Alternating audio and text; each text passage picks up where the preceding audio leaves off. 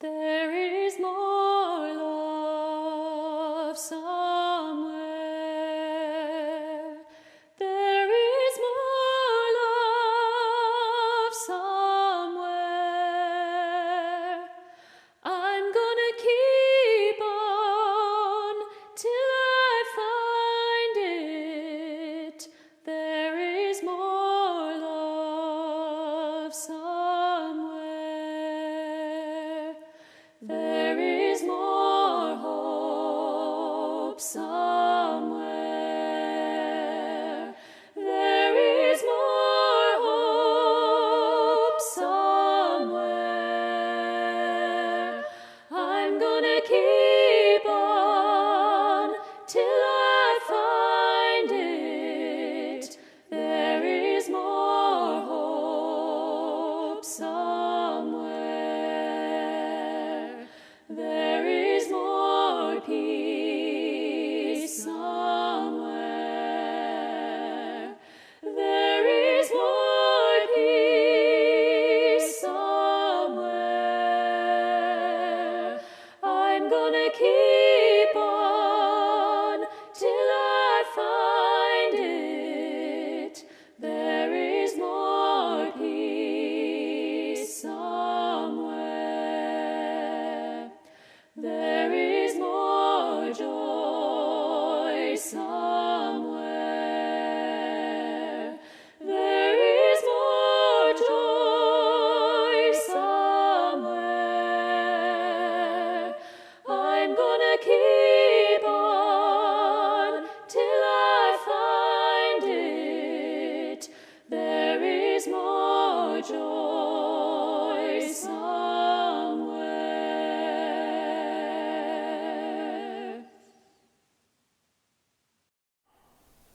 Hello and good morning. I am Shelley Nagrani, a member of this congregation, and I'm honored to be your worship associate today. Together with all of the people who have contributed to this lay-led service, especially our video editor, Mark Soul, I welcome you to the Unitarian Universalist Metro Atlanta North, which we affectionately call UUMAN. UUMAN offers no creed or dogma, but we do believe in the inherent worth and dignity of all people and the interconnectedness of all creation. We have no claim on the truth. Many of us come to UUMAN because here we have the opportunity to engage in an open-minded and compassionate search for truth and for meaning, being mindful of the love we hold for one another and for the world in which we live. Whoever you are, wherever you are on your spiritual journey, whomever you love, you are welcome here. If you are visiting with us for the first time, a special welcome. Thank you for choosing to spend your Sunday morning with us. We invite you to fill out our online visitor form that you can access from the homepage of our website, UUMAN.org. Someone from our membership team will contact you. You are invited to join us. Actually, everyone's invited to join us for virtual coffee and conversation after the service. The link for the gathering can be found on the homepage of our website. Again, that's UUMAN.org. UUMAN is a member congregation of the Unitarian Universalist Association, the UUA. In today's service, we have included some elements taken from the UUA website called Worship Web. We thought that you might enjoy seeing the faces and hearing the voices of Unitarians from across the country. The following call to worship is written by Sharon Wiley, who is the minister of the Chalice congregation in Escondido, California. It's called You Are Never Alone. It is okay to be tired of change. It is okay to be tired of everything different. Okay to feel weary of resiliency and wholeness and learning and growth. And okay to yearn simply for rest. It's okay to be grouchy and unsatisfied, and all the ordinary human ways of being that we are, Let this morning be a reminder that you are loved.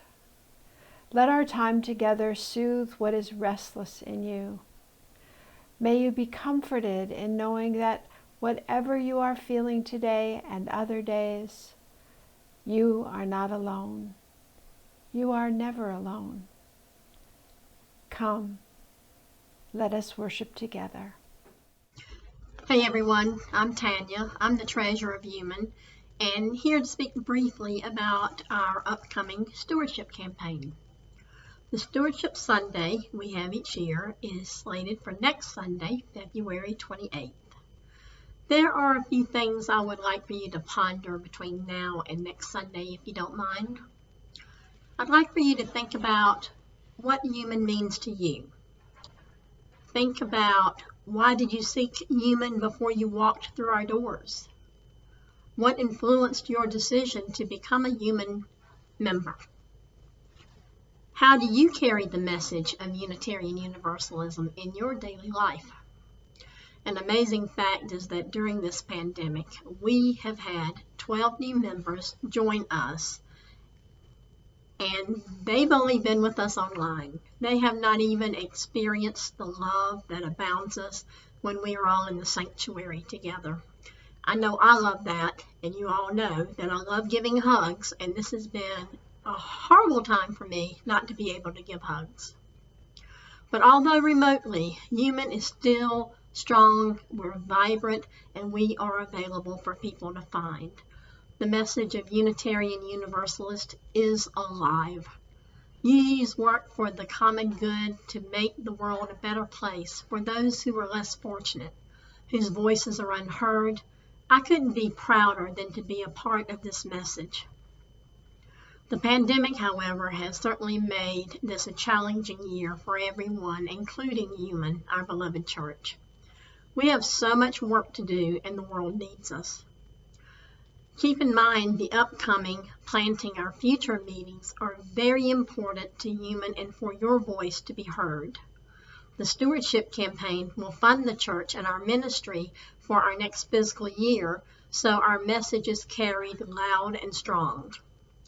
Part of our Stewardship Campaign will be a gala costume party via Zoom. I know that's a little different, but it can be done, and there are lots of hints on how to have it on the internet. So everyone, please save the date. Saturday, March 20th at 6:30. What a great way to celebrate the first day of spring.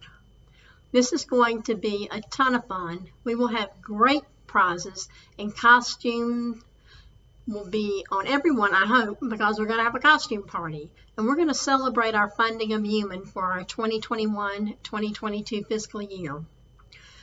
We will be sending all communication regarding the Stewardship Campaign via email versus hand delivery or snail mail like we have in the past. So I want you to watch for information regarding stewardship, regarding information for the gala costume party in your email. We'll also give you a heads up pretty soon as far as what our theme is, so you'll have plenty of time to prepare. So let's everyone rally together. UUMAN is here, UUMAN is strong, and we're going to be the best possible UUMAN we have ever been. I want to tell everyone to please have a wonderful day and know that you are loved. Thank you. We light this chalice to find inner peace, love for each other, and faith in ourselves. Also to be welcoming to whomever we meet and kind to all living creatures. So gather around this light of hope as we share this time together.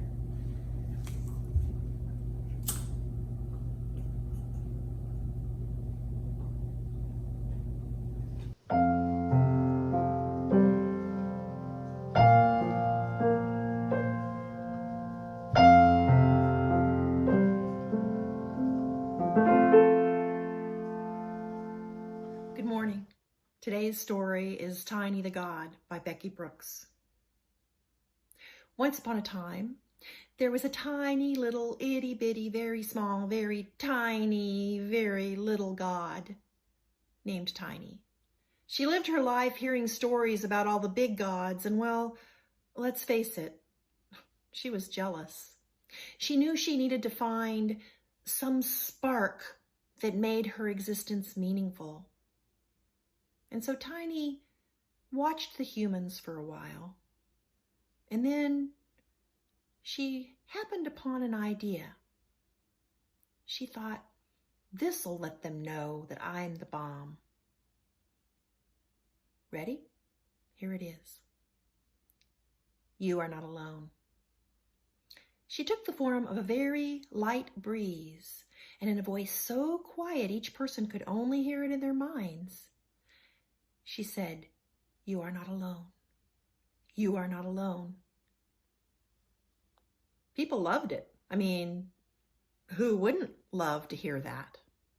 And so pretty soon Tiny was comforting people all over with you are not alone. Every evening she would take the form of the breeze and whisper it in the minds of the people, until she encountered someone who wasn't comforted at all. When Miriam heard Tiny's words, instead of feeling comforted, she felt agitated. She kept saying it to herself over and over again. You are not alone. You are not alone. And she tossed and she turned and she couldn't sleep. In the morning, she went to read the paper, and instead of skimming it like she usually did, she found herself drinking in every single story. She was only halfway through when she was crying. I am not alone, she said. I am connected to every one of these people. They live in my town and my country and the world. They love their children like I love mine. They're scared sometimes, and so am I. They hurt like I hurt. I am not alone. I can help. Tiny was surprised. It hadn't occurred to her that someone might think of it that way. And so she watched over Miriam as this interesting development took place. She saw Miriam meet a coworker online in a meeting, and they talked about a law that they wanted passed. And then Tiny noticed when Miriam got off the call, she wrote a letter right away to her senator and mailed it. She noticed that when Miriam turned in an online order for groceries, she bought a little extra and then delivered it and left it on her neighbor's porch. She noticed that Miriam got tears in her eyes when she gathered for online worship with her congregation and they sang her favorite hymn. She watched as Miriam wrote postcards to friends far and near and family, and she waved to dog passers as they walked by, and she hung lights in her window to cheer the walkers as they passed by on the street. But most importantly, Tiny watched when Miriam received a call from a long-lost friend, someone she hadn't talked to in years. And he said, I'm really having a hard time right now. And as he started to explain his troubles, he began to cry. Miriam pulled up her favorite chair and sat down, said, take your time. I'm listening. You are not alone. I am here. I am here. Tiny heard those words echo in her mind. You are not alone. I am here. You are not alone. I am here. In that moment, Tiny knew that she was nothing without Miriam's hands and heart and spirit. And she knew that what she wanted, what the world needed more than anything, was what Miriam had learned to give. So Tiny went to work. Instead of just spending her evenings spreading the gospel of you are not alone, she spent her night times doing it too, and her mornings and her afternoons, and pretty soon she was spending every moment until she became the breeze itself. That's why there are no paintings of Tiny, no busts or holy books, just a breeze, a low voice and many, many helping hands, loving hearts, and caring spirits. You can hear the echo if you listen closely. When water bottles are left in the desert for those who risk crossing it, you are not alone. I am here. At the bedside of a dying man, you are not alone. I am here. In the jailhouse and the sanctuary, you are not alone. I am here. Separate and together, you are not alone. I am here. May it be so. Last week, I saw a homeless woman near Walmart. She was holding a sign that said, "Homeless, not a scam." You wonder what people must have said to her, or what habits of mind she herself had, to find the need to announce that. I didn't have any cash, so I couldn't give her any money. But I would have, even if I knew it was a scam, whatever that's supposed to mean. If you're genuinely panhandling or just pretending to, life has not been very kind to you. We need to recognize how we've been conditioned to turn away from others. You'll recognize how society encourages us to believe it's the homeless person's own fault. It's the minimum wage workers' lack of ambition, that foreign aid and food stamps are budgetary black holes. If we can overcome these conditioned responses to suffering, we've taken a big first step to letting love be our guide. I first met Gloria Parsons at UUMAN in 2010. She was sitting in a row behind me during a service, and her song was so sweet. I invited her to consider joining the choir, and she started coming to rehearsal soon after. She didn't have much money, but she always insisted on putting something in the offering plate during the service. Our friendship really began in the UUMAN garden. We were the only ones to show up at a planned choir gardening event one Sunday afternoon. There's just too much of a complex story to tell, and so many surprisingly rich experiences we shared together. She was immensely talented, had a graduate degree in art, and was incredibly funny. She needed a place to stay, and I took her in. She was great company. Still, she had some obvious cognitive impairments, and we eventually learned she had a rapid onset of Alzheimer's. Her situation was tragic, like so many afflicted with this horrible condition. I knew she shouldn't be driving and took away her keys. Unfortunately, she had 2 spares hidden and ran off twice, once to Central Alabama and again to Gainesville, Florida. She had a wonderful family here in Alpharetta and a successful son in Huntsville. We managed to collaborate and rescue her in both cases, which included putting several hundred miles on my car and considerable help from the state police. Her son decided she was getting to be too much for me to handle, and we put her in assisted living, ironically in a home owned by former UUMAN member Lori Sherman, which her niece discovered. I visited her every week until she died in September of 2015.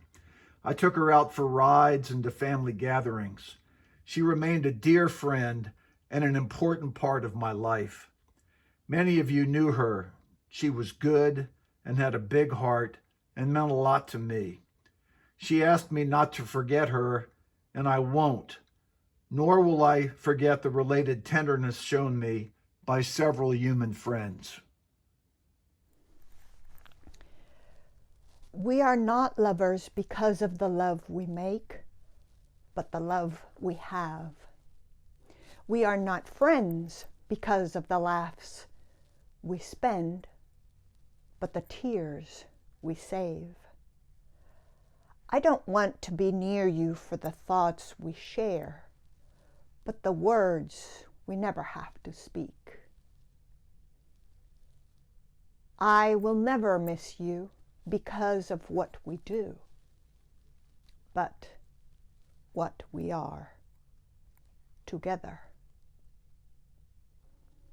A poem of friendship by Nikki Giovanni. Now is the time in the service when the ties that bind us together are spoken aloud. Noelle Lemon is currently interviewing for summer CPE positions as a chaplain intern and requests good thoughts for discerning the best site decision. I have a sorrow that my sister's dog has been diagnosed with pancreatitis and is not expected to live much longer. If you have a joy or a sorrow that you would like to share with the congregation, please type it into the chat box. Remember, sharing your joys and sorrows is not just for you. It's so that the community can remain connected through knowing what's going on in each other's lives. I'll drop this final pebble for those joys and sorrows that remain unspoken.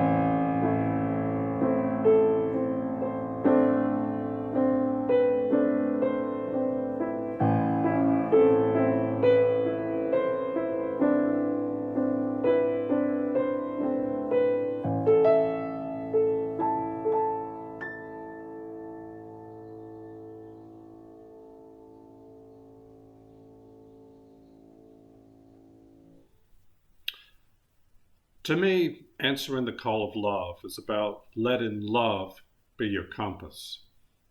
Not greed, not hate, not revenge or spite. Love. Christians ask, what would Jesus do? The Jesus I was taught growing up as a Baptist was guided by love. Love for all people, regardless. Sinners and saints, oppressors and oppressed, predators and prey. Having love as my compass works well for victims and for those who help the victimized, not so well for the oppressors, thieves, and opportunists who put themselves before others, or worse, those who take pleasure in the suffering of others. I've tamped down my hatred of such sinners. For now, that's as far as I've gotten. It's a work in progress. Maybe someday I'll be able to do what Jesus would have done. That's why I love Unitarian Universalism. Just look at our 7 principles. You'll find words like worth, dignity, justice, equity, compassion, acceptance, encouragement, conscience, peace, liberty, and respect. These are words based in love. So I'll continue my journey, letting love show me the way. Science will continue to help me understand what is true, but love will help me decide what to do. Hi, we're the Cobb family. I'm Liz. I'm Lily. And my husband Chris is working, so we're going to do this video as just a girls video. So, we're going to talk about what love means to us. And for our family, love is a place of unconditional support and affection, and just a place where you can be completely comfortable with each other. And one of the places that's really important to us that we have experienced that is Camp Sunshine. And it is a camp for parents and kids who have experienced childhood cancer and brain tumors. And one of the things they do every day is that we have a campfire, which is super fun. And we sing this song called Love Is. And we actually keep this up on our refrigerator to remind us every day of what love is. Ready, set, go. Ready, set, go. Love is higher than the mountains. Love is deeper than the ocean.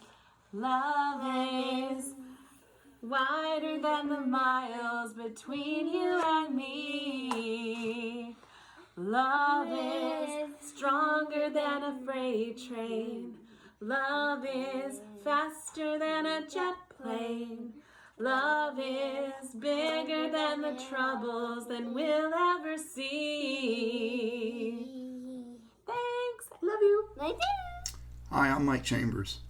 When I was young, I thought love was some powerful, magical emotion that would one day sweep into my heart and fix all my problems. But romantic love, the love in the movies, tends not to last. It isn't really the best or strongest kind of love. The writer and psychiatrist M. Scott Peck defined love as the will to extend oneself for the purpose of nurturing another's spiritual growth. If love doesn't drive you to extend yourself, to perform loving acts, then what is it really worth?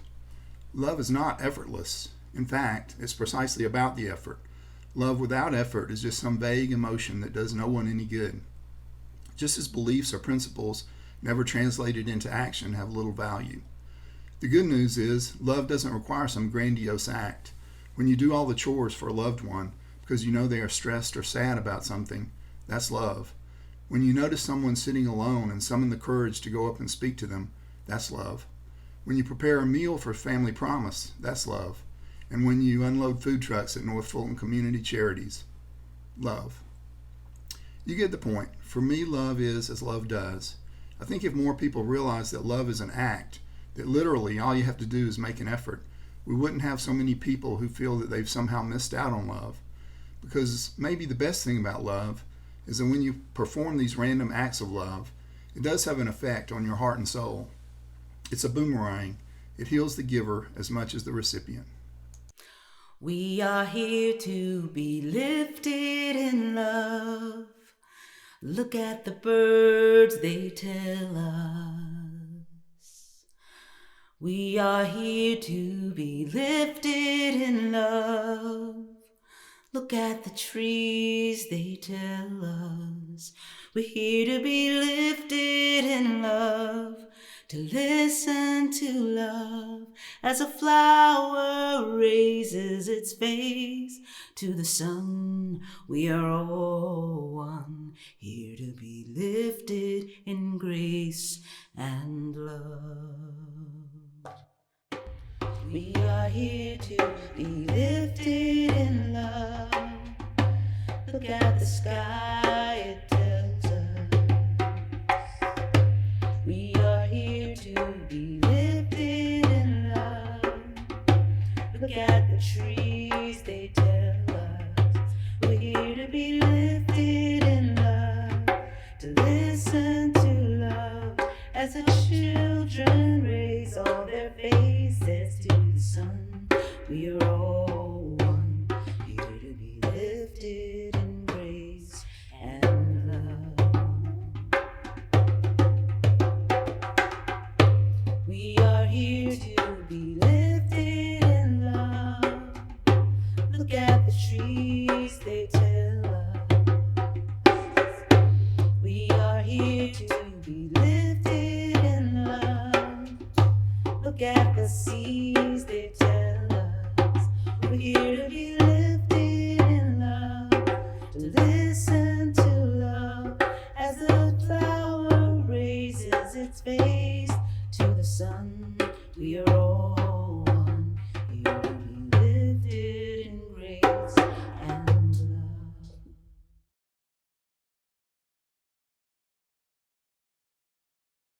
Hello, UUMAN. I'm Pat Calhoun, and I've been a member of this congregation for about 13 years. I'll be leaving you soon for a place in Florida, so I thought this was a good opportunity to say goodbye. We're talking about love today. I use the word love a lot. I love hot fudge sundaes. I love a new pair of shoes, and I loved your sanctuary the first time I walked into it. But of course, we're talking about something different here. And I wanted to let you know that when I left the service that day, I knew that this was a place of unconditional love. The service was unlike any I had ever heard.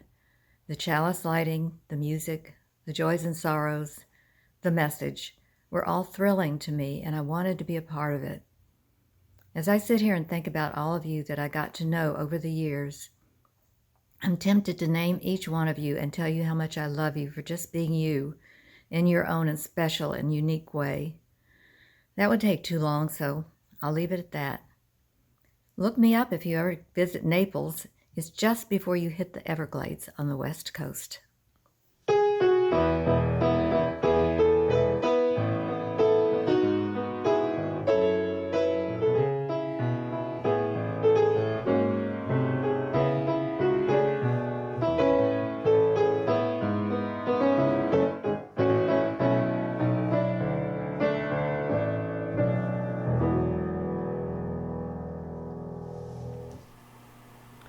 Nurture our spirit, strive for justice, transform the world.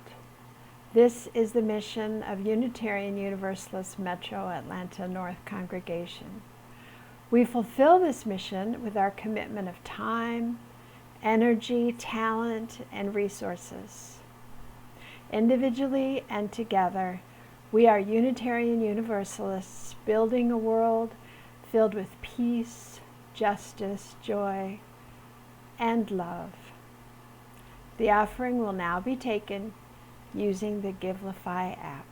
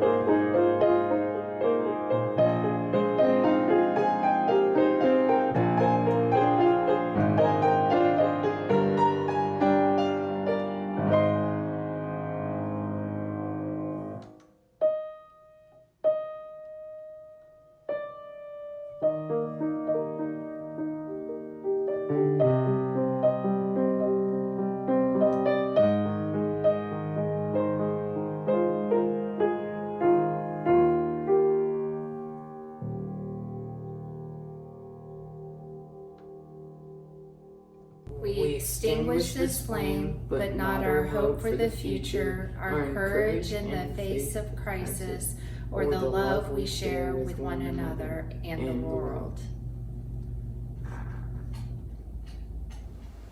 This morning's benediction was written by Eric Williams, a service associate at Boulder Valley UU Fellowship in Colorado. Love is the spirit of this church. May the songs we sing celebrate this love. May the lives we lead embody this spirit. May you all go forth in peace.